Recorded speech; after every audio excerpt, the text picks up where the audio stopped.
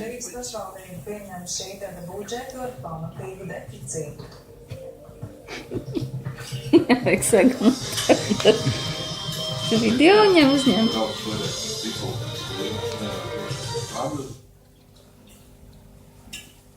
Jā, valsts prezidents Andris Bērziņš beidzot paziņoja savu lēmumu par to, vai viņš pieņems Krievijas ielūgumu doties uz Maskavas svinēt 9. māju. Tāpat kā Lietuvas un Musiņām, ko tu dari? arī Bērziņš PSRS uzvairs dienā Maskavā nebūs.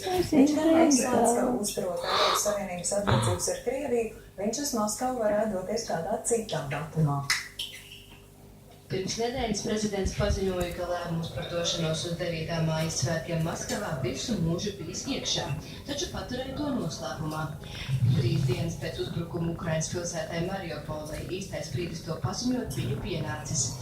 Bērziņš izplatīja paziņojumu, ka uz Maskavu nedosies, jo Ukrainā mirst un cieši nevainīgi cilvēki.